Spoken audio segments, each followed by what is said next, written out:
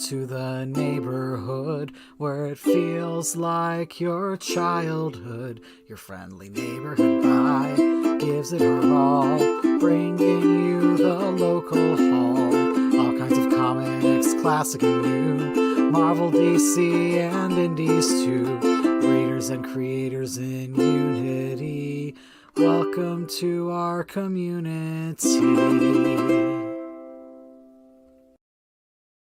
Good morning. Welcome to the neighborhood, everybody, and welcome to your friendly neighborhood morning show where every week we keep hope, give help, and share comics with all. I am Lauren, your friendly neighborhood bye, and this is Huddle 4 or episode 4, and we called it Prison Break today. I don't know if everybody keeps up with the Twitter here, but if you don't, today we're going to be making our neighborhood heist duo. We're going to talk about the comics we love. I'm going to make an announcement about a giveaway if you haven't seen that yet. We have a guest host coming in, so we've got a lot of fun stuff planned today. So, make sure you let me know how you guys are doing. We're going to go ahead. I want to mention the giveaway first, and I'll mention it again towards the end in case people jump in later. And then we'll do our neighborhood check-in. So we are doing a giveaway on the Twitter. So let me click. It's hard doing this while I have to do the tech stuff. But we're doing a giveaway at 100 subscribers. So if you look here, make sure you're following the Twitter, of course. But once we hit 100 subscribers on the YouTube here, I'm going to give away 2 amazing comic sets. So we've got one for the Spidey fans and one for the indie comic fans. So all we got to do, tell your friends to subscribe to the YouTube here. And then once I hit 100 subscribers, just like and retweet the post and you're automatically entered. And I'll do a nice drawing. So it's going to be really, really fun. If you guys follow my main page on Twitter, I like to give shit away all the time. So hoping to get some stuff in there. But let's just get into it. Let's go ahead and get into our first segment today, which is our neighborhood check-in, and we'll bring on our guest host.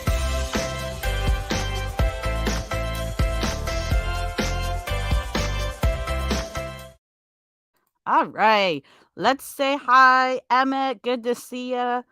Bali Rock. I also don't know your real name, Bali Rock. I don't think I know your name yet. So I'm just calling you Bali Rock until I know. Glad you made it for however long you can. I think you're still working. Max, good to see you. Anybody else that comes in later, super excited. I'm really hoping a lot more people show up too, because we want to make the neighborhood heist duo. It's really fun to see everybody debate in the comics.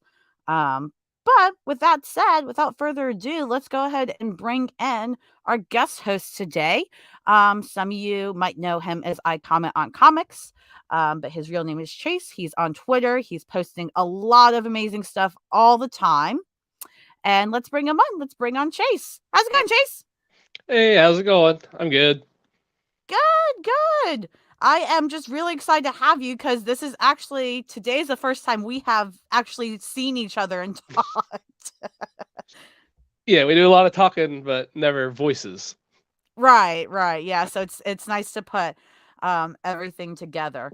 So if you guys don't already, make sure you follow him on the Twitter. How's everything going? You had a good weekend so far? Yeah, I got rid of one of my kids. He's staying at his aunt's last night, and so it's that much easier for me today. We'll take it. God only knows. Like I was telling you earlier before we came on, like I have 5 siblings, so I understand taking one kid off can actually save you a lot. It's one less breakfast I had to cook this morning, one less clothes I had to put out. Right. Saves a little bit of time. Bali Rock loves your shirt. Oh, we got another Cyclops fan. Oh, thank you. He was right. Ugh, couldn't be me, but that's fine. Man, Cyclops does have his good moments. That's the thing. It's like whether you love or hate the man, when he has good moments, he has good moments. That's what I say. No matter what side you're on, you have good points. That's like basically good points. Boy, yeah, he's been a character since the 60s. Like anybody that's been around that long is going to have bad shit too. Like, yeah, you really can't. Just because the times they change. Yeah, that is incredibly true. So what are you looking forward to most today before we get into talking about what we appreciated? I could tell on Twitter you were really excited about the the Heist Duo options. Uh, I mean, this was the highlight of my day so far today. I was looking forward to doing this. After that, I don't know. Like I said, one kid down, so maybe I'll get to read some comics later, or get to play some Oh my games or gosh, the something. dream. The absolute dream. All right, well, let's go ahead and do it. Let's go ahead and go into our appreciation station.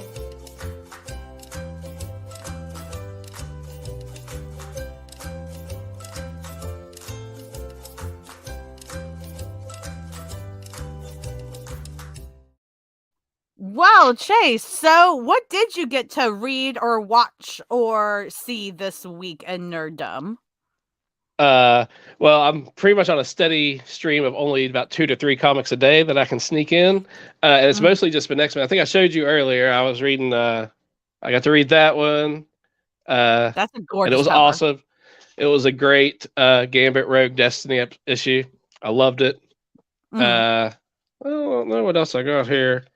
I've been just for no reason. I've been rereading Invincible, so I'm already on. Oh yeah. I'm back to volume 15. It's probably the third or fourth time I've read it. I collected it as it was coming out, so Oh, by nice.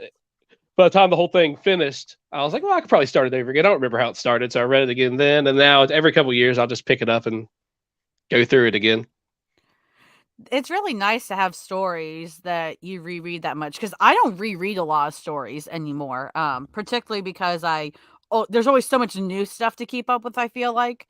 Especially when I review stuff for people. So I'm like, oh, gotta make time to read this and I want to. But that's really cool. I want to go read Invincible after I finish Saga, because right now I am catching up on Saga. Per I trade Gathering weight of the Geek. Saga. I always have, so I'm trying to stay away from everything on Twitter about the new issues. But Yeah. I want to stress the importance of having stories you can go back and read, because you get comic fatigue, man. Like I get comic fatigue reading new stories, new issues, and they're just don't know if worth getting sometimes. And then I'll go back and read a story that I loved, and just my love and enthusiasm for comics comes back. So if I start to wane a bit, I'll go pick up James Robinson's Starman, or I'll pick up Exiles, or I'll pick up Invincible, and just halfway through it, I'll be like, oh yeah, this is what I love. And then I'll be excited to go back to my new stack of comics again. It's like a refresher to me. Maybe not for everybody, but that's why I do it. Yeah, no, and that makes sense. I'm the same way with like the older Uncanny X-Men issues that I reread and like reprints, black and white reprints. Like the coolest thing to me was when I realized that the original Uncanny X-Men run was in color, and I was like, I could read this in color. Like what? Well, I have all the essentials. I have the old X-Men essentials. All those volumes, and those they're are the all ones black I and read. white. Yep. Yeah, I have Those all the are Moon ones I Knights. read. They're all black and white too. And that's so it is awesome. weird when you read those forever, then you go and actually see the comics in color. It is pretty wild. It is. It's like it's a whole new world. It's like the ending of the that book, The Giver, that like, a lot of us had to read in middle school or whatever age, like, which I really like that book actually, but like, they see in black and white, and finally at the end you see color, and it's like this big metaphor and for all these different things, but that's how it really felt. And on the Semi Amazing podcast I do with my friend Lisa, we have been rereading the first limited series Nightcrawler did. Called Nightcrawler by the guy who created Dave Cockrum, and that felt like a warm hug. Like it felt like this is exactly why I love a comic book. Like because it has that the same swashbuckling cover. Is that the one like pirate? Yeah. Okay. Yeah, I know that. Yeah, that's good. Up there. You can't see it because of the glare, but I've got one. Stupid glare. Right, and I have the singles though too, floppy. So I've got it all. Oh, but awesome. If you want to know Mason comic, what makes me happy, like deep down, just read the original Nightcrawler limited series from '85. It's like 4 issues, but it makes me happier than most things too. It's so good. Oh, who's here? TJ. Oh, Fat Thor. What's up? Thanks for stopping in, buddy. Glad you're able to kick in. Yeah, Swashbuckling Nightcrawler, let me tell you, Max, the best way you'll get him is in that limited series. And Kitty's Fairy Tale, Max. So that's one of my favorite comics ever. I read it before I read this limited series. It's Uncanny X-Men issue 153 called Kitty's Fairy Tale. One of my favorite things on the planet. Like, I adore that. And what's really cool is that in this limited series, the characters from that issue, that world, that Kitty's Fairy Tale world, they come back in this limited series. So yeah, it was a big warm hug all around. Anything else you got to read, or did you watch anything this week? I don't know if you keep up with movies or shows as much. It's difficult. I watched a lot of Bluey. There's some Cocomelon in there. Mostly kids. My 3-year-old is obsessed with Hulk, so I watch Hulk Agents of Smash a good bit. It's not bad. There you go. Other than that, I try to watch things here and there. There's a lot of Parks and Rec in the background.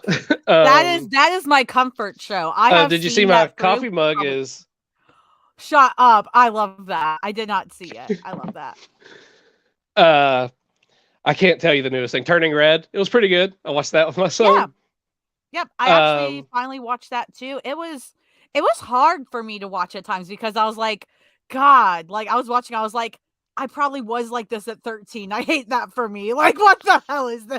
But like, it's good because if you're 13, you'll relate to it. Like, I get it. There's that Hulu show Pen 13 about teenage girls of the 90s, and I was a teenage boy in the time that they were girls, and I get like anxiety watching that sometimes, just remembering how ridiculous I was. Just like I know that I was that annoying and stuff. It's so that's what my wife said she couldn't. Seeing Red was like it's hard to watch because it's so you feel it. Yeah, I've seen people talk about how they rewatched it multiple times. I'm like, it's a good movie. So like this is nothing against it, but I can't rewatch that over and over because it is so hard. Like I'm like, God, was I that boy crazy at 13? Yeah, probably was. I hate that for me. Like, God, that's terrible. But it's a really well done movie, and I can see a lot of 13-year-olds watching it now and relating to it and being and like grabbing their parents and being like, watch this because this is what I'm trying to tell you and you're not listening. And I know a lot of people, I can see it too. Yeah, a lot of people are talking about how it talks about generation trauma very well, which it does. I can't relate to it as much, which technically is a good thing, but like but I've seen people talk about that, and so even though I can't relate to that, like I recognize that's such a good part of the film too. So it's like I'm glad it did that for people. The fact you can't relate to it doesn't mean you can't understand it and empathize. So for sure. For sure. But I don't really feel like I can speak as much on that because I don't have that experience. So like it's not my place to. But yeah, like I definitely can't speak about much of it.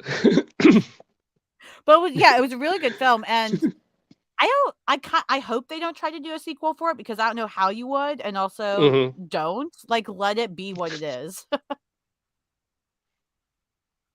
Bali Rock says they read Demon Days Blood Feud. Oh, Peach Momoko's. Yeah, I really love her art. I need to give that another shot because I don't know her storytelling well yet, so I need to give that a shot. It's those Demon Days are great, especially for art, but the story's good too. But I haven't got the newest one yet. My shipment probably won't be in for another week or two, but I'm loving it. Peach Momoko's art. I've bought several covers strictly because of Peach Momoko, even though I didn't care about the story, and I hate myself for doing that now. But it's like I just had to have it. I'm in love with her art. Yeah, I think everybody is. Like that's where she went so quickly. Eventually people start seeing her stuff. She went so quickly from being like barely known to literally everybody knows her now. Like if you're in the comic community, you at least know the name, like, which is really awesome for her. I'm thinking about buying. I almost bought or ordered that Jane Foster Thor because of that Peach Momoko cover. Have you seen it? Yeah, I have. So it's gorgeous. Well, and I want to because I try my best to support the women-led titles so that these companies don't do the whole I didn't make money. I'm like, I gave you my money, shut up. So we tried. Right, like we wanted to give you our money and you wouldn't let us. I don't know what to tell you. But it's good to know it's worth the read. So yeah, I'll have to recheck it out because that's become kind of its own universe, has it not? Like it's got all these little spinoffs he continues to do. That's really cool. I like that it's another like version of the X-Men world to spin off a bit. That's so even if you're not the biggest Krakoan era X-Men fan, because I know some people have issues with this era, you can still read Demon Days and have a good time, hopefully. So. Right. Or you can read X-Men Legends to have a good time. Or there's still non-Krakoa era X-Men books out there. Yeah, I was gonna say you've got all the X-Men you want. Like we're thriving after the early 2000s crap hand we were all dealt with. So yeah, I don't know if I told you, but my friend Paul collects all the X-Men titles. Always have. Oh so yeah, that's why I normally don't. Later, right? Right. So I'm always 2 years behind, and I'm just now starting the Krakoa era. So I just now got through all that 2000s era, and it was rough. I guess why it took me so long to get through it. It was rough, but then it started picking up towards the end because it's like every issue already just has Hickman. Like there's just all these ads for Hickman comics. They're like screw it, we can do whatever we want. So they just start killing X-Men left and right and just making these fun stories because they knew it was all blowing up. And I really started to enjoy it there. And then now the Hickman era started. And I really enjoyed House of X, Powers of X, and I was shocked by how much I loved it because I remember people telling me I have to read it, and I would try to read the synopsis of it like on Wikipedia or whatever, and I read it and I was like, what the fuck is this? Like this can't work, this doesn't make sense. And then I read it and I literally, shit you not, I couldn't stop reading, and at the end of it I said, holy shit, like I understand. Like it's a grail and all the X-Men comics. I feel like it's unbelievable what Hickman did there. But yeah, I feel Max here. We don't talk about. Yeah, sorry for making you flash back to that, man. All of a sudden, all the Stacy X stuff is coming back. Sorry, man. God, good God, going into Hickman's where he knew. Yeah. I mean, sorry, Rosenberg. Like I do feel bad on that end, but it happens. Anything else you wanted to mention that you appreciated this week? No, not really. Just everything. I'm a very happy-go-lucky guy. My wife says all I do is see puppies and rainbows everywhere I go. So it's not often that I'm not appreciating anything. I'm always. Well, that's good. That's the energy we need, especially if we can ever bring a dog on the show. Anybody watching, if you want to bring your dog on this show, please let me know. I will happily let your dog star on this show. Great. I love doggies. All right. Oh God, I love him so much. Like people are like, "Oh, sorry, that's my cat," or "Sorry, that's my dog." I'm like, "Do not apologize." Like, I want to see that. What is that? Yeah, this is now their kingdom. Whatever they want. Like, you got a pet chinchilla? Let me see that chinchilla. Chinchilla. Yeah, I want to see them all of it. I had a friend growing up who had a pet chinchilla named Ghostface Chilla, and it was cool as shit. Like it was a cool chinchilla. That's an amazing name. That's truly amazing. I love that. What that thing Rosenberg did to Emma Frost was nuts. Okay, see, I don't know about this, and maybe it's better I don't know about that. I'm trying to. I mean, I literally just read all that stuff, and I'm trying to figure out what it is. I can't even remember. Yeah, but I'm sure. Yeah, I'm terrified. Yeah, I thought so too, man. That's a really epic name, and I'm glad I actually caught the reference because I do listen to his music. I was like, oh God, I won't know it, but I actually know it. Well, sweet. So there's a couple things I wanted to mention that I read this week that I liked. And I'm gonna throw up pictures so people can see. Devil's Reign X-Men #3. Speaking of Emma Frost, let me tell you, this issue is a staple in any Emma Frost fans collection. Like this has to be in your collection because this was one of the coolest, sexiest issues I've read in a comic in a long time, and it only makes sense that would be an Emma Frost centered issue for that. Did you get to read this one yet, Chase? No, not yet. That's like I said, that's too new for me. I'm always about 2 weeks behind in shipments. Man, here in rural West Virginia, my closest local comic store is about 35 minutes away, so I usually get things shipped to me online. Oh, geez. I'm so sorry you got to wait on all that, but I hope you are able to get this to at some point because it's unbelievable. Like, it's one of those things where I've been on a journey as an Emma Frost fan. I used to hate her. I hated her for most of my time, actually, that I've known her. And then the last year or two, I've started to appreciate her and see how she's evolved. Because I knew her when she was the bitch villain from the original, when she was first introduced. Yeah. And so she's evolved so much now. And it's really freaking cool to see it. So, yeah, she's that bitch. She's got everything handled. This it. I will say I'm not the biggest fan of Noto's art, Phil Noto. Like, no hate, because it's just not my favorite style. But this story and the art he does do with her in this issue works so well. I don't care if I don't care about the style. It's fantastic. Yeah, I mean, I don't read all the tie-ins. I read this one because it's X-Men and it's Emma Frost centered, and Elektra's also in it. So that's why I got this one. I don't think you need all the tie-ins. Just kind of pick what you want to read. I think's the best recommendation. You're not going to miss anything, I don't think. Unless I've missed something I don't know, but they're pretty good. This is what I was going to comment. She was great in that. That's actually when I started liking her. In that New Mutants run when she was running the Hellions. Because that was a great team too. You had Rock Slide, you had Mercury, and that's when I really started liking her as well. Because I didn't care for her in Morrison's run. I know that's when a lot of people started becoming Emma Frost fans. Yeah. But she was breaking up my boy Scott and Jean. I'm getting behind this. But then ultimately, and I'm going to be dead serious here, I prefer her and Cyclops together as preferred to Cyclops and Jean. It's just, to me, in my head, it works better. All right, I'm going to release some tea because you've opened this and now I have to say thoughts. So sorry to everyone I piss off with this thought. So I think a problem I have with Scott's character in general is that he always has to have a woman. Always. It's Jean, it's Madeline Pryor, it's Emma, it's he can't ever just be. Like, he can't just stay being him for a bit. He has to be needed. It's like part of his character traits. Right. And I'm like, dude. So, like, I think I really liked Jean. And I love Jean. So, all the people there, like, you only love one or the other. I love Emma and Jean. I've loved Jean longer. Because, Phoenix Saga. Sorry, guys. I read that. But, like, I think Jean needs more time to be herself. And I think Emma doesn't need Scott like Scott needs Emma. So, like, I don't care who Scott's with for the most part because, like, it's all about him. It's not about the women. Emma doesn't need him. Jean has never needed him, except, back in the day when they're originally written, it was more written like that. But nowadays, neither one of them needs Scott. He needs them.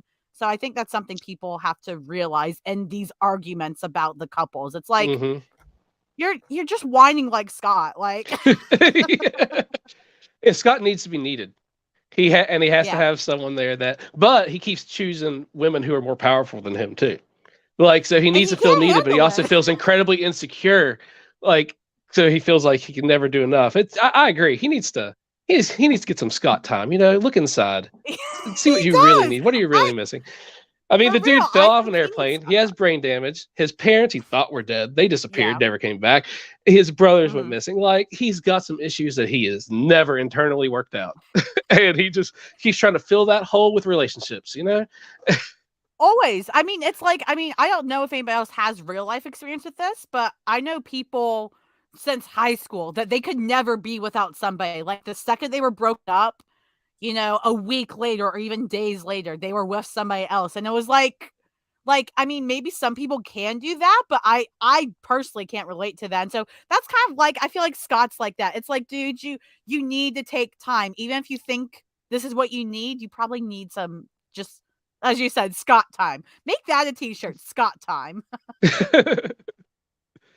This was very cathartic. I'm glad you got that out. Thank you for listening. Sorry to be rude to your boy, because again, he has great moments. He needs more of his moments that aren't defined by a woman being with him. Moon Knight tie-in was really good. TJ, completely agree. It was different than the current Moon Knight run. But I mean, it was written by the same person, so it's not like it was completely different, but it had a little bit of a different vibe. But the ending of it was really freaking cool, where everything that happened that issue came together. It was like, holy shit, that's badass as hell. So yeah, I really like that tie-in as well. I heard the Villains for Hire tie-in was cool too, but I don't care about any of those villains, so I didn't read it. I just didn't like. I just look. Listen, I have a budget. I'm trying to stick to it, thanks to Mr. Grabs for Grabs Granda. He's he does his budging videos on YouTube, so he's really inspiring me and motivating me to get my shit together. So. Most of my budgeting is me under my breath telling me how stupid and pathetic I am if I buy this book. Like, you don't need it. No! You don't need that book. That's like, so hard on yourself. Have you ever seen the episode of Curb Your Enthusiasm when he smokes weed and he's looking in the mirror talking to himself? Like, oh yeah, that's me. Mm-hmm. That's me every time I'm trying to decide if I'm going to spend more money on a book or not. Oh jeez, that's fair. Like, you piece of shit. Do you even read the book? Yeah, I just need it. I need the harsh criticism, and I give it to myself. That's worrisome, but I also understand the method. So whatever works, man. Whatever works. I would have so many comics if I didn't belittle myself. I think this is actually a good segue into another book I want to talk about. Harley Quinn. So speaking of being harsh on yourself and talking to yourself and all these other wonderful things. I know some people aren't reading this because they're not a fan of the art style, and I totally understand that. I gotta say though, this art style works for this series. Like once you read it and you see how Harley moves and how the art characters move, the art style works for this series. But past that, so this is the start of a new arc. It's Harley Quinn number 13, and I think out of the entire run so far, this is my favorite issue. Out of the 13 issues so far, it's fun, it's chaotic, but it's also Harley down to her core. We've got some new characters in this run that are really starting to stick and are really starting to feel like this is their home now. They are not characters, they're just coming in and then getting thrown off or left. So if you're a Harley Quinn fan at all, even if you don't read the 12 issues before this, you can jump in on this 13th issue. It's a new arc. I think it's going to be one of her best arcs yet, like in any of her runs. And I did read the Jimmy Palmiotti and Amanda Conner runs, which are fantastic. So if you aren't reading this, you guys 100% should, because yes. And there's also a really cute dog in it. Speaking of dogs from earlier, there is a dog in this named Waffle. You're welcome. Get this book. I am not a huge Harley Quinn fan, like in terms of comics. I love the show. I think it's hilarious. But I love Jimmy Palmiotti and Amanda Conner. So I do have several of those comics. And Amanda Conner, some people complain or don't like her arcs. It's so cartoony, but I think she gives so much like life into every picture. Like her covers are very animated. Like I enjoy the humor that she puts into her art a lot.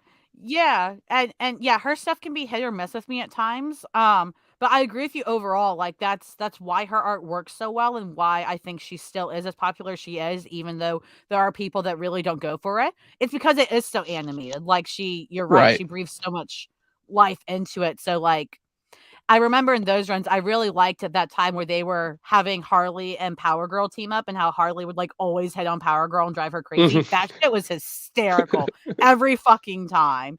So I liked them on Power Girl too. I liked they're a good duo, Palmiotti and Amanda Conner. Them on Power Girl was really good. I think of them when I think of Power Girl. Yeah, that's exactly it for me as well. I need to actually read more Power Girl, and it's funny. People have asked me before, they're like, well, you're a big Supergirl fan. How do you feel about Power Girl? And I'm like, I don't really have any feelings. Like, she's there. And they're like, but that's just another car. And I'm like, it's not my car. I don't know her yet. I know her yet. Maybe when I know her, I will have similar feelings. But like, it's kind of like, being like this other, do you like Superman or do you like this other Earth Superman? Well, most people are going to pick the OG Superman. Like, so. I love can't Power go Girl. wrong with that. She's fun. I'm hoping she gets a little bit of a comeback. Because kind of like with a lot of the stuff, they did that run. They dropped it. She's in All-Star Squadron. Okay, is that current? Yeah. Oh, okay. I mean, she's not really Power Girl. She's in a power suit most of the time because she's trying to take over a business. But I mean, she's in it. Oh. No boob window. Well, now I'm interested. Buttoned all the way to the top. Of course. I wonder if they did that specifically to contrast the usual costume she wears. That's the boob window. It's Mark Russell, so I would not doubt it. He always Mark does Russell's things like great. that. I know. Yeah, I read he did Not All Robots. If anybody's read that indie title that was fairly recent, that one is I love Not All phenomenal. Robots. I love it. And he did, I have it here on my shelf, Second Coming's another trade. That one was really fucking good. I liked his Snagglepuss yeah. story. I have not read his Flintstones yet though, but people seem to really like that as well. Yeah, he's probably one of the few writers that I really keep a good eye on. Like, because there's a lot of writers I like a work or two of theirs, but Mark Russell for me has been pretty consistent. So I'm like, oh, you have something coming out. I care just for your name. Whenever I can go on the site that I order comics from and they have the previews, I type in Mark Russell and see if he has anything new coming out. I type in him, Daniel Warren Johnson, James Stokoe, Peach Momoko. Those are like the ones I type in just to make sure they don't have anything new coming out. Oh, God. Yeah, Daniel Warren Johnson too. He's on my radar. Like with his Jurassic James Herron coming out soon. Oh my God, I'm so and excited. Do a Powerbomb just got announced. It's in previews for April. And Do a Powerbomb has a James Herron cover, which I haven't seen yet, but I guarantee it's going to be awesome. Because I loved Ultra Mega. Yeah. I'm trying to think. I don't think I've read Ultra Mega. Ooh, you should. It's good. Send me your list, Chase. I know I have a whole list. We'll do the Chase list today. There's one other title I wanted to highlight real quick, and that would be Trial of the Amazons Wonder Girl 1. So I know a lot of people have feelings about events. That's always a very controversial discussion to have. This is an event to read. And I say that not only because it's a great story and I really love this world, but because as an event, every issue matters. Every tie-in matters and accelerates the story. So it's not just a useless tie-in as people complain about. And there's not a ton of tie-ins. This is part 4, I believe.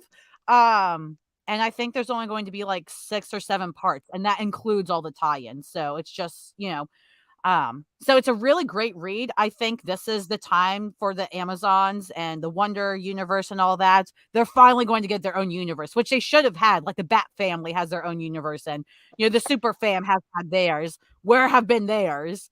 They're finally getting it, and it is really fucking good, guys. Like, y'all need to read this shit, especially if you like the little bit of the Amazons that we got in the Snyder Cut. Yes, I'm going to call you guys out. If you liked that bit, you need to read this. You need to start these because you have no idea how much better the Amazons can get when you can actually expand on the world even more. It's freaking amazing, and huge shout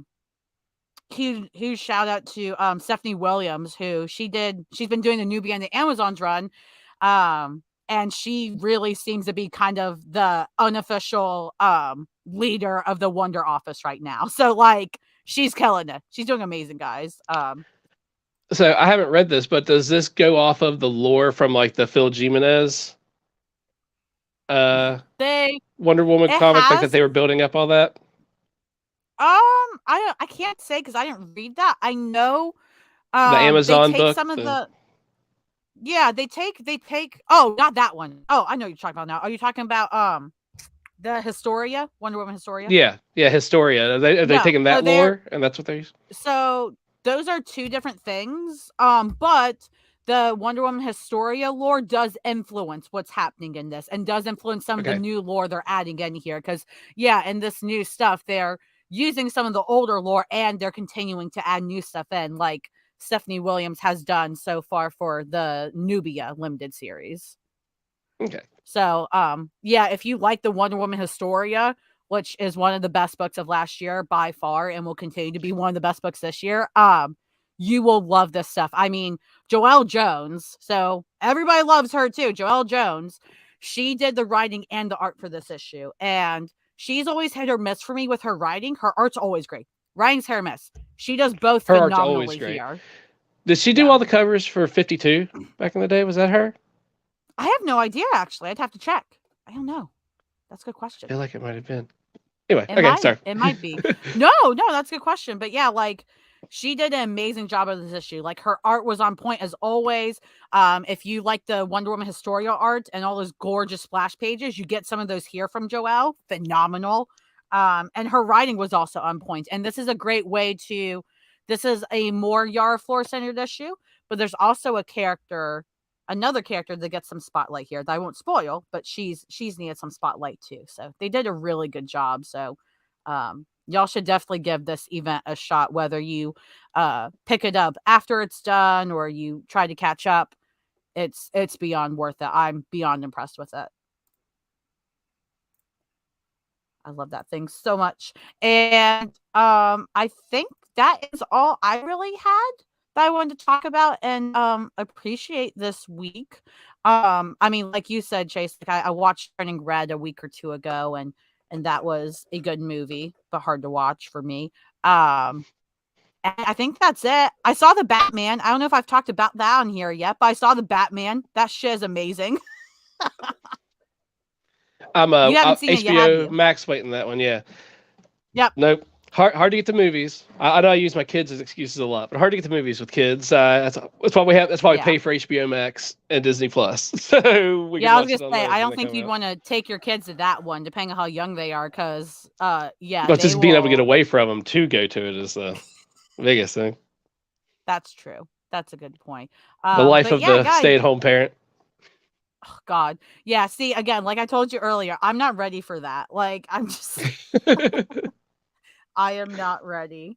But I do love kids. Like, that's why I try to work with kids when I can, like in my job, because then I get to hang out with them, but then I can leave and go home. Yeah. That's like the role of the aunt or the uncle, you know? You I do all the fun know. stuff, and then you shoo them away. Yeah, or you just get to be like, oh, bye. I guess you have to Yeah. go. Oh, sorry. Wish we had longer. I enjoyed that for a bit until I Damn. had my own kids. Yeah. And now you're the one that gets to hold them up. Yeah. Yeah. Well, guys, if you have anything else you want to mention that you really like this week and read that we didn't mention, go ahead and drop in the comments real quick and we can touch on it. But I think it's a great time to move into our neighborhood heist duo bracket. I think it is time, Chase. It's time for your great show. So we're gonna go ahead. I'll pull up the brackets in just a second.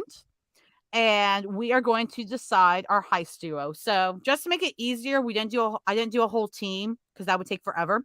But I just did two. We're gonna do who is the brains of the operation, and then we're gonna do who is the thief, the grifter, something like that. So right here, we've got the brains. And on this one, we've got Shuri as in Black Panther's sister. We've got the Riddler. We've got Moira McTaggart from the X-Men universe. We've got Lex Luthor.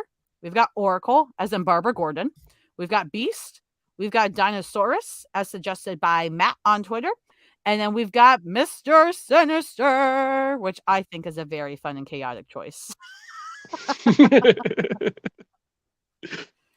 Yes, huge shout out to Rogues One. Thank you, Max. As you can see at the top here, there's a little picture. But Rogues One came out this week, which features a much older Leonard Snart. Basically, getting out, he's on parole, basically, probation, and trying to get shit together. But he decides to get a whole team together and do one more big job. So I figured, why not? Why shouldn't we get to decide who gets to do a job in our neighborhood? So Sound logic. Also, I haven't got it in yet, but I saw that it's like magazine size. It's like the other History of DC Universe size Black Label book. Yep, like it's very huge. big. Yeah, Awesome. it's a really pretty book. I love magazine style books. Like, they're my favorite to read, but man, do they cost more. But they're also worth it. So Did you see the homage cover that looked like Action Comics, but it was Gorilla Grodd holding the car? Yeah, that one's really They had cool. it at the store when I was there, but I wasn't going to pay $50 for it. But man, it was so cool. They were jacking up the price on it. I was like, that would be the cover I'd get, but yeah, Oh yeah. I can't do that one. If I was more of a Gorilla Grodd fan, I would. Like, if Gorilla Grodd was my dude, I would get it in a heartbeat. So, but I think we should just get started. So we got the brains. We can take a look at the thief grifter bracket.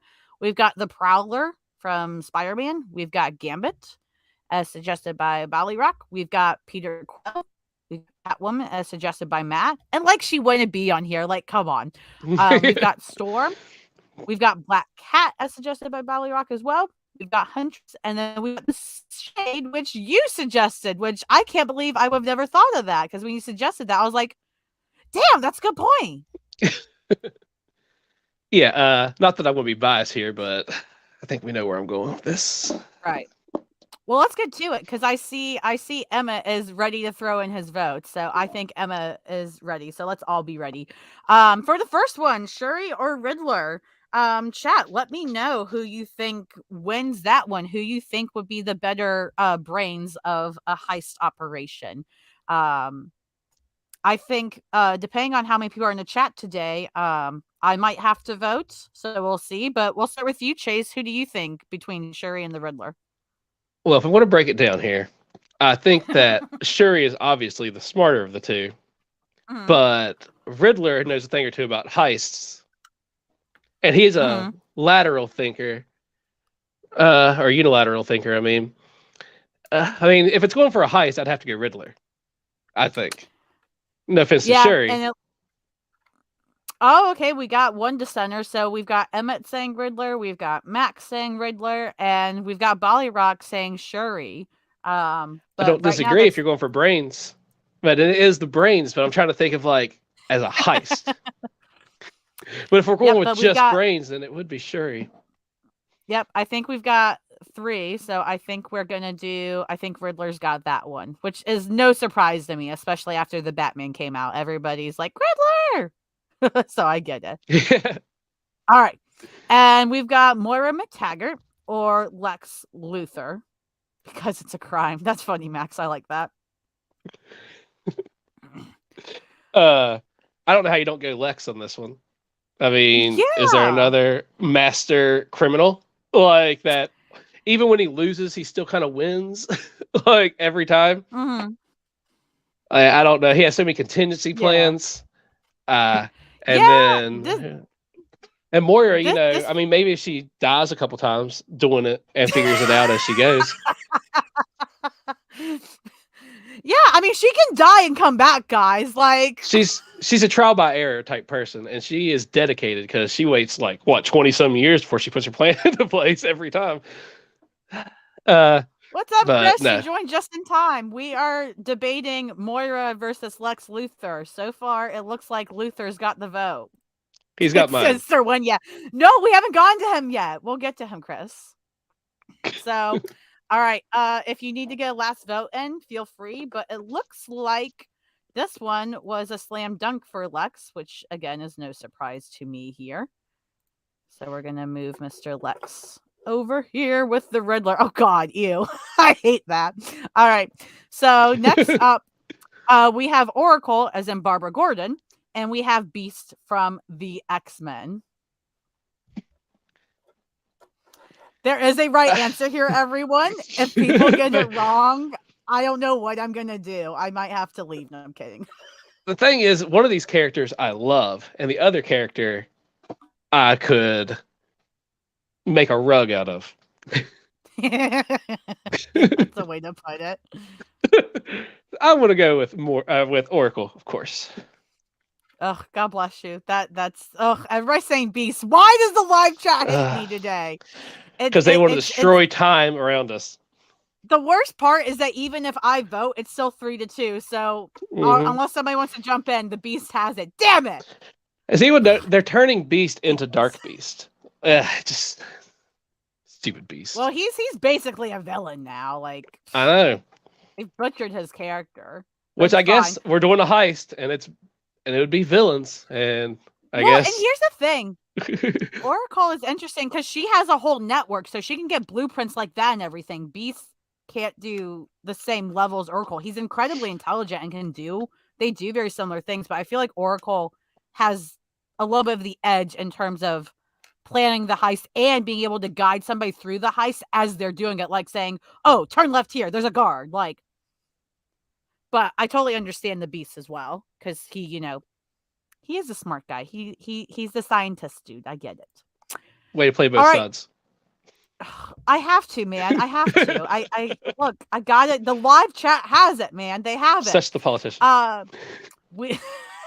That's the worst comment I've ever gotten against me. Now it's I comment on Lauren. All right, let's go into Dinosaurus, which I would have never thought of because I don't read Invincible, but Matt suggested it, or Mr. Sinister. So, Dinosaurus is a genius, but he does not care. He's very a Thanos way of thinking. He'll destroy half the population for the greater good. Oh no. Mr. Sinister has a cape. Yes, exactly. So I don't know how I'm not going to go Sinister. Mr. Sinister has a cake. What are you guys thinking in the chat? Mr. Sinister or Dinosaurus from Invincible? Here, let me zoom in a bit and help y'all out. There we go. Nathaniel. I'm sorry, Chris. Who is Nathaniel? No, I'm kidding. That's Mr. Sinister. I love that Chris calls him that. It makes me laugh. Okay, but Max, Beast is the wrong blue. It's the wrong shade of blue. Wrong blue. Blue is the warmest color, but only if it's the right blue. I should say, I do love Dinosaurus. He's a Jekyll and Hyde type character. His human form does not like the dinosaur form, and he's super like chill, laid back guy. And the government keeps him in a room with video games and stuff because he turns into Dinosaurus when he gets lethargic and kind of just doesn't care about what's going on because Dinosaurus cares about everything. So they have to keep him like really chill and play video games and happy so he doesn't turn into Dinosaurus and try to take over and be like a super genius dinosaur. Right. Yeah, Bali Rock says he must vote for Dinosaurus. I mean, that's fair. Like, I'm a huge dinosaur person, so like. But again, Mr. Sinister, or Nathaniel, as Chris calls him, has a cape. He has a cape, guys. It's like. But I think it looks like Sinister has it. So we're gonna. Oh God, Sinister and Beast, y'all. I'm okay. This is fine. It's an honest lesser of two evils in this one.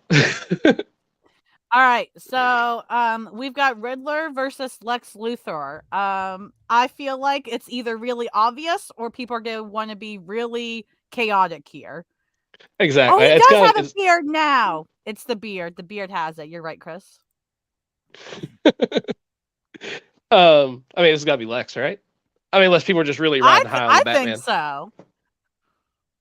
I think so. I mean, he'd be annoying in terms of he's all egotistic, but he'll get the whole plan. Riddler is going to be annoying in that he's going to plan as he goes and then change his riddles halfway through or something. Did you watch Gotham? Did you like the Riddler character on that? You know, he was interesting. I watched that show for like a couple seasons. I didn't have an issue with him. I didn't finish it. I liked him. I never finished it. I remember the last episode I watched was the one where Fish Mooney is like at the Hugo Strange facility or something, and she scoops her eye out. And I said, all right, I love you, but like, I'm kind of good. All right, Lex Luthor has that one. That was pretty easy for him. No surprise there. But now we've got Beast or Mr. Sinister, guys. I mean, let's be honest. I don't want to be working with either of these two. Yeah, I don't either. But I mean, I'm going to go Sinister. I have nothing but Beast hate. I'm sorry, everybody. I'm going to go Sinister.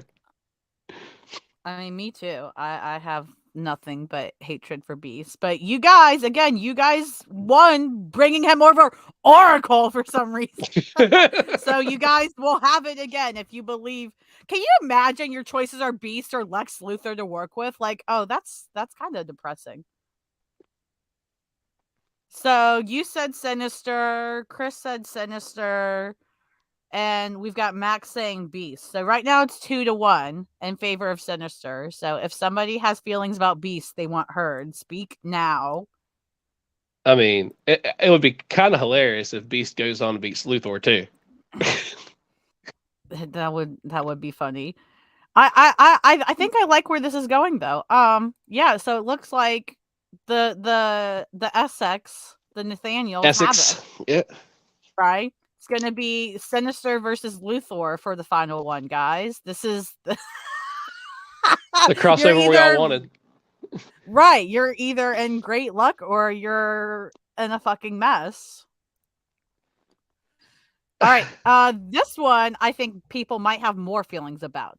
We have the Thief and the Grifter one. So we've got Prowler versus Gambit. So how are we feeling about this? Do you want the Prowler to help you out with this heist, or do you want Gambit to help you out with this heist? I'm going to say that I've never read a comic where Gambit successfully stole something. I have read comics where the Prowler has successfully stole something. So, Prowler. Ooh, I feel like that's a controversial choice. We love that here, though. Stir up the neighborhood. We've got the neighborhood does not agree with you so far. We've got Gambit. We've got Gambit to play cards between heists. We've got Gambit again. I think the Gambits have it. Gambits win. And yep. They love that smooth talking Cajun too, but that's still 2-3. So Gambit's got it.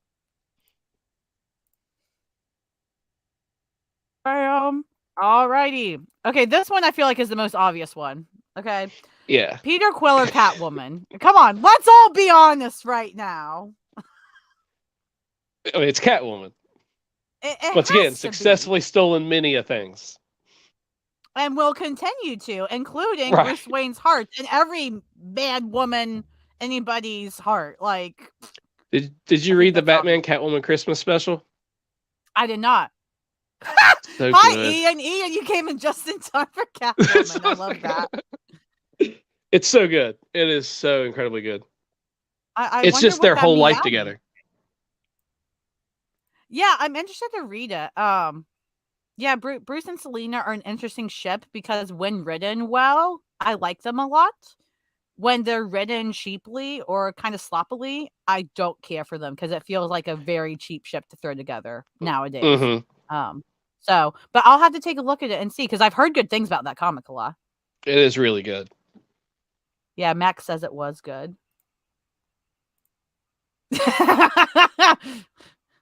You're talking about Gambit, right? He can sneak around while wearing metal boots and bright pink. I mean, that's a good point in an argument for Gambit. I don't know. I bet Selina could do the same thing if she chose to. She doesn't choose to, but she probably could. But can't she do it as sexy? As sexy as Gambit? She can do it sexier than Gambit. What do you mean as sexy? She'll do it sexier. I love it's up Gambit, for debate. like, oh, Gambit. You know what? Maybe that should be a poll one week on the Twitter. As recommended by ICommentOnComics, who is sexier while stealing, Gambit or Catwoman? It's going to be closer than you think. Maybe. That might surprise me. So Storm or Black Cat. So for those of you that don't know, before Storm was an X-Men, she grew up, in was it Ghana? Cairo. I probably have the streets of Cairo.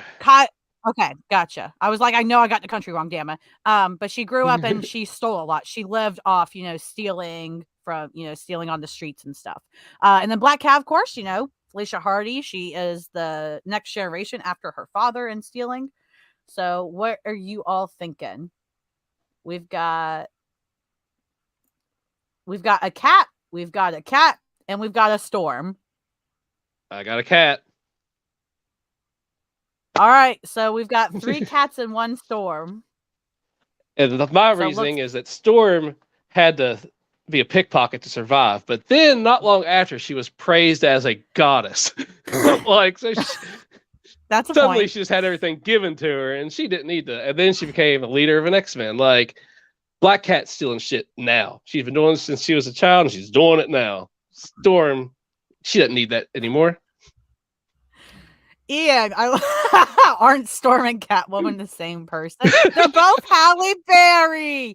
You know what? Maybe we need a statue of Halle Berry in the neighborhood. Maybe that's what has to happen. Yeah.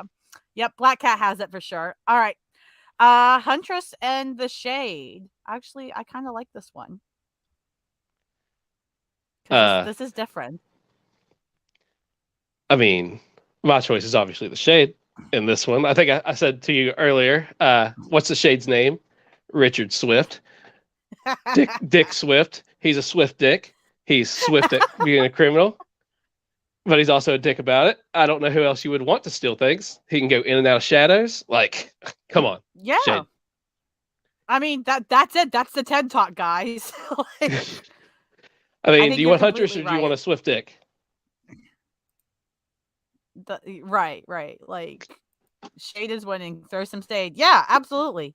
Has anybody here in the chat watched Stargirl season 2 and seen the Shade on that show? If you have, let me know, because I'm interested to see. And he's holding up. Hold on, I'll pop it up. That's a Shade art piece he had done. Who's that by again? Andy Lee. That's really freaking cool. I like that painting a lot. Yeah, it was awesome to watch him make. I think you'd like him, Chris. He's a gentleman. He dresses very dapper, very Victorian kind of gentleman style. He's got a big hat. He's immortal. Like, absolutely. Right. Like, what more do you want? He's a gentleman thief. Yeah, and he has his own code that he follows. Exactly. That's what I was about to say. He's very much a grayer character, so he's not a complete villain, but he's not a complete good guy either. He kind of lives by his own code. So he's pretty cool. But if you guys haven't already, you guys should watch Stargirl and let me know if you like the Shade in it, because I love him in it. He's so good. And all right, so we've got Gambit versus Catwoman. Everybody, good luck, because I don't know what to do here. Well, I'm gonna go Catwoman again, but I'm probably gonna lose on this one. I don't know. Neighborhood love Gambit. I mean, everybody's thirsty over Catwoman too. So what's going to win, the love or the thirst? We've got Chris saying Catwoman. We've got Max in all caps saying Catwoman. So there's a lot of feelings there. All right, I like it. See, again, I have to make a joke here. Like, who's going to win, a hot man or a hot woman? It's always the hot woman. You're right. Yeah. Every time. And I support that. I support it. I'm completely for it. Yes, I totally agree. That's a good point, Max, actually. I actually do like this point, too. In this pairing, her long history of experience counts for a lot. I do think she has a bit more experience than Gambit. Mm-hmm. So I think that's a pretty point. All right. Catwoman, with no surprise to me, is in the final. And we've got, are we going to have two cats, or are we going to throw in some shade? Is it going to be the cat and the shade, or is it going to be cat squared? Well, I'm going to use Max's comment here. And you think that the long history here, and Shade is immortal. He's been doing this for centuries. You know? Just saying. I'm throwing in the shade. But I mean, I love this comment with Catwoman. If she can steal Batman's heart, she can steal anything. You know, Talia al Ghul also stole his heart. No, true. Did. Yeah, and if you guys aren't reading Shadow War, you should. It's the one Batman event I care about. It seems like none of his children stole his heart, though. That is some shade. Speaking of shade, cat versus cat. All right. Well, so far we've got one black cat. We've got two black cat. We've got the shade. Anybody else want to say their piece? Because if it's this way, we're gonna have cat. We're gonna have a. Oh God, I have to say it. We're gonna have a cat fight. Yeah. I almost said it earlier, and I was like, It's okay. I'll say it. It's fine. It happened. Jesus Christ. I probably should put this on screen, but I'm going to. I love this, Ian. Your energy is impeccable today. Give me two. Give me two pussies for the after heist party. I don't blame you. Oh, but you've got Max on your side. I know he can teleport through shadows. I'm with you, Max. I'm sorry, but the thirst wins again, and nobody's thirsty for Daddy Shade, as I call him on the Stargirl show. We're all thirsty. No one's thirsty for the Swift Dick. It's okay. Nope, they don't want the Swift Dick. Nope, we want this. All right, so we've got Lex Luthor versus Mr. Sinister for the brain, and we've got Black Cat and Catwoman for the thief or grifter. So this is your possible combination for a team, you guys. Like, can you imagine one of these women having to work with Mr. Sinister? Like, first of all, like what would that look like? Well, he would immediately take their DNA the moment he meets them. Oh yeah, 100%. And then you're just going to have a lot of black cats or a lot of cat women running around. No, you know the worst part? He would totally like let Selena mess with him and like do that thing like in Arkham video games where she like kisses him and throws him to the ground, because he's not gonna be like wanting her. He'll just be like, haha, I have her DNA on my lips. Get the test tube. Like, Well, he could just, he could literally let her like kill him, and then another version of him would just walk into the room and just start the conversation where it left off. Like, he's got a contingency for everything. Absolutely. So I think maybe we should have like a neighborhood potluck just filled with water. That's it. Everybody bring a different type of water because we all need something. Any flavor too. We're here to help each other. All right, so we've got Lex Luthor versus Mr. Sinister. So Bali Rock says Lex. What are you thinking, Chase? I'm right there with Bali Rock. I think it's got to go Lex. In terms of a heist, I mean, who knows if Mr. Sinister even cares about the heist? If you're stealing DNA, he will care. That's true. I guess it depends on what the heist was. We never established that. But I'm going to go Lex. Lex, okay. And that's a good idea. Next time do a bracket, like having a little story to it. That would be really fun to come up with. Because that would definitely influence people's votes, I feel like. So we've got all Lex so far. Anybody? Nathaniel. This is tough, but Nathaniel is basically immortal. True. He's wicked smart and has clones to unleash if needed. That's true. Distraction patterns. This is very true. I mean, like, plus, I feel like choice. Oh, do you want to change your choice? Because if you do, it'll be a tie. Somebody has to break my choice. No. Oh, okay. I was like, if you do, then that means a tiebreaker, and that scares me because then I probably have to do it. Honestly, if I had to pick, I would pick Sinister because it's more fun. Yeah. Like, it would be a more interesting heist. Whereas Lex, I guess, hold on. Do I want Lex Luthor in my neighborhood? I feel like Sinister would throw some nice ass parties. I feel like Lex would just be a dick. Yeah, I'm switching. I agree. I'm going Sinister. I switch. Oh my gosh, guys, that's the first time that's happened after somebody's decided on here. You can give it all to Chris. Right. Okay. So I've got 1, 2, 3 for Lex. Let me make sure I counted the votes right. 1, 2, 3. Son of a bitch! It's 3-3. Now I have to break it. No. You already said it. You already said it was going to be Sinister. Oh, Max, Chris, you're convincing everybody, man. Like, who are you? All right. Well, Sinister got it. I didn't have to break it. Just there to complain. Yeah, probably. He's probably gonna be like, "Where's Superman to stop me? Why isn't he here yet?" Yeah, exactly. To be here. That's it really took remembering they're going to be in our neighborhood. I mean, I guess having Sinister is questionable in the neighborhood, but he's gonna have so many like clones to mow our lawns and shit. Like, I feel like it's gonna work out in the end. I mean, there's a reason he's still on Krakoa, even though he's a hazard. Like, right? He has a use. So necessary evil. Did nothing wrong. We all have that friend that would not be anybody else's friend if they weren't your friend, and that's what Sinister is going to be to us.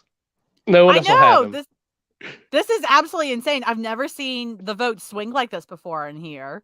That's amazing. Chris, you are the Sinister speaker. Like, you are the Sinister whisperer. But now the time has finally come. Also, Lex doesn't have a cape. It's true. Maybe if he should get a cape like Superman has. Maybe he'd feel better about himself then. Maybe. But we've got the cat fight that you guys all wanted and you got. We have Catwoman and Black Cat. Essentially Marvel versus DC, but also not. You're right, Emmett. Chris wants chaos, and he got it.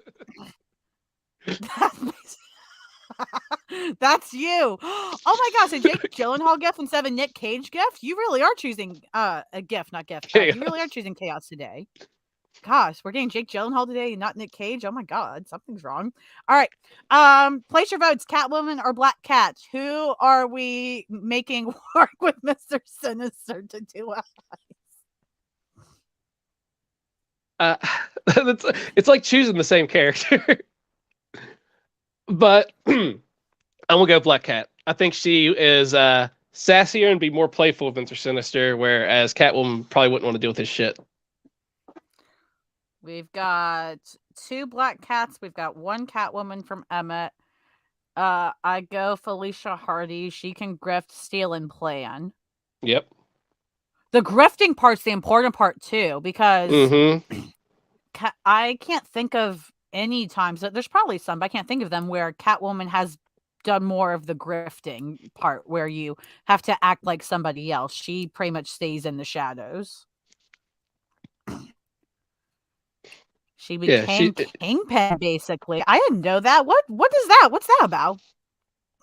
Yeah, I haven't heard that either. What series is that? Max, we want to know. She has bad luck powers? What? I apparently know nothing about Black Cat. I mean, that's a good point. That I don't blame you. I've seen the pictures. And I see Ian hadn't got that water yet. Still got out of bed afterwards.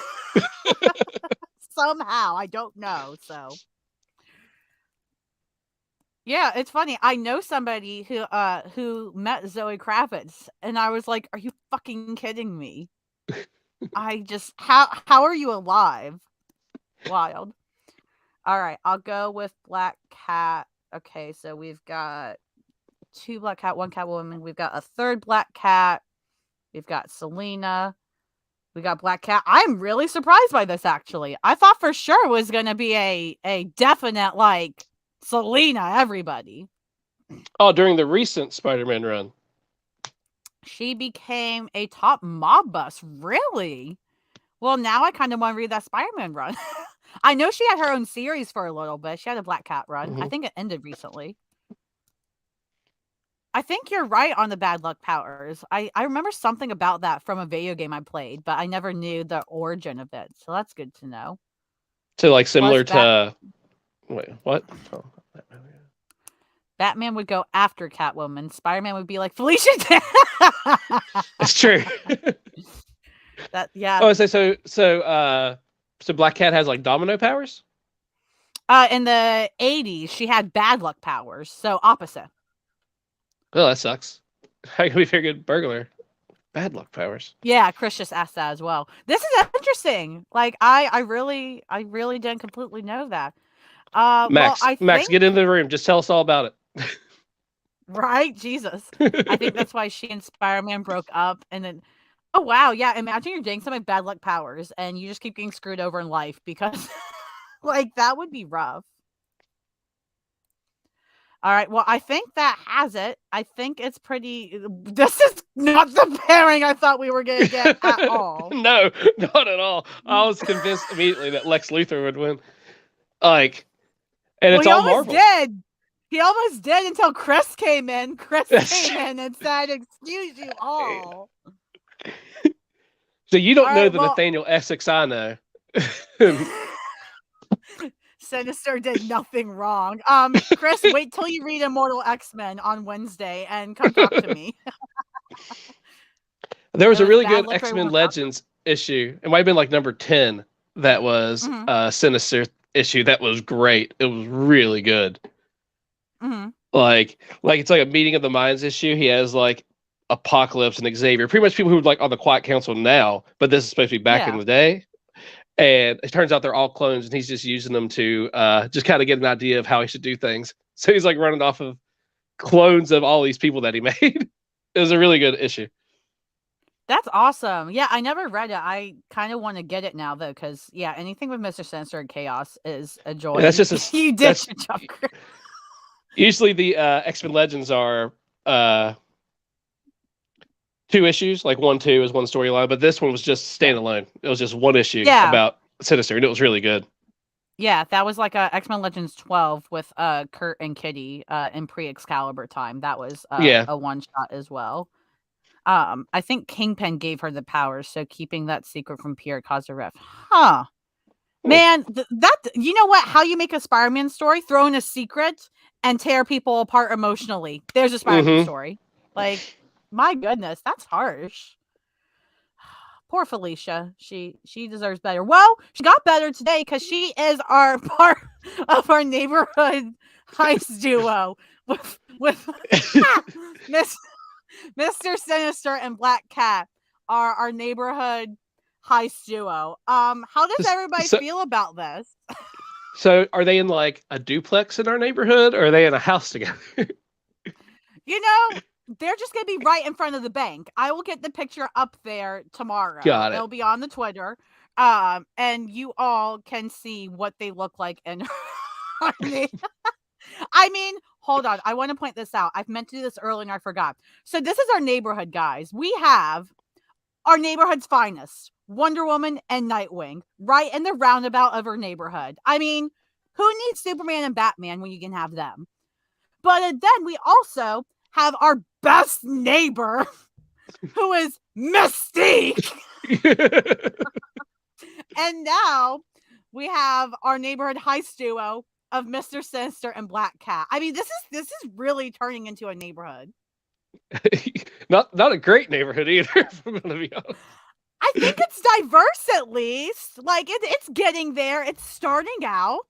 I like the idea that we're all going to have like clones of Black Cat mowing our lawn and doing like picking up the trash for the neighborhood. I was gonna say, it's funny to me. A lot of people didn't pick Catwoman because Sinister's just gonna clone her. You can get multiple Selenas in the neighborhood, guys. But I guess we want multiple Felicias.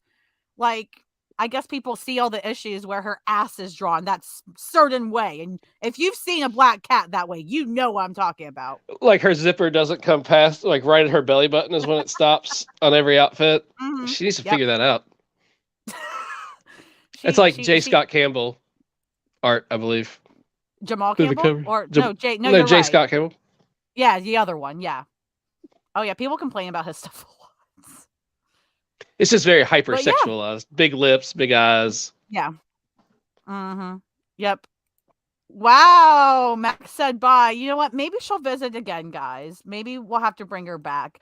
But for now, this is our heist duo. It's going to be Sinister and Black Cat. So if you guys need a heist done, if you need something stolen, give them a call. They I don't know which one you should call first, but they've got you.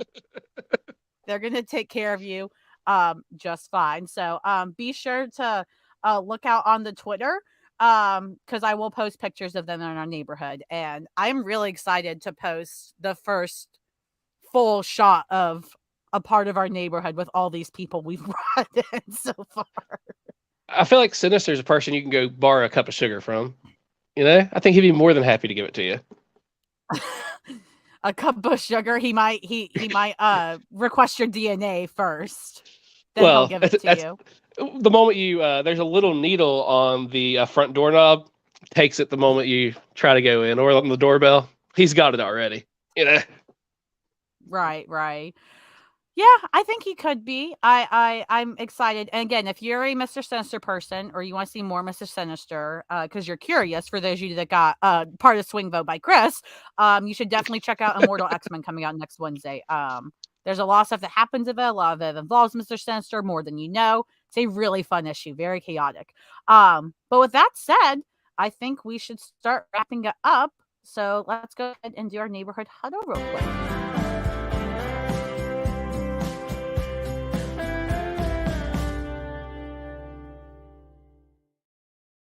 All right. Well, thanks so much, guys, for joining me today, joining Chase. Thank you, Chase, for coming on. Plug yourself away. Plug anything you do or where people can find you, all that cool stuff. Well, thanks for having me on. I literally got nothing to plug. You can find me on Twitter, ICommentOnComics, if you want to talk about comics or punk rock or any random thing in the world, because I'll just ramble and talk about it. I don't know. Watch this pod when you see it. I enjoyed Lost in Comics. Watch that. Oh, my friend Pell has a book coming out called Bearskin. It was on Kickstarter. It should be coming out soon, and then you can get the issues through him. He will always sign and do like a little sketch, usually for anybody who orders directly from him. It's very good. It's from Bughouse Comics. He has a whole catalog of comics, and I recommend every one of them. Season's End is probably my favorite that he's done. Other than that, I mean, I got nothing. I was bored and wanted to have fun, so I came and did this. Well, thank you. I'm honored to be a part of curing your boredom. And thank you for asking me. Like, definitely thank you for asking me. Appreciate it. Oh, anytime. And those of you, they're still here real quick before you go. I know people are starting to leave, obviously. Don't forget, if you missed it earlier, we are doing a giveaway at 100 subscribers on YouTube. So be sure, if you haven't already, tell your friends to subscribe to a YouTube page. Once there's 100 subscribers, I'm going to give away some Spider-Man comics. Speaking of Felicia Hardy, some Spider-Man comics, some indie comics. It's going to be awesome. And make sure you're following the show's Twitter, obviously, because, once we get the 100 subscribers, you'll just like and retweet the posts and you'll be entered. So it's going to be a really great time. And I think that's it today. Thanks again, Chase. It was great to actually talk with you. And thank you for contributing to bringing Mr. Sinister and Black Cat into our neighborhood. All right, guys. Well, everybody, I hope everyone has a phenomenal week. And we will see you next Sunday with some more guests.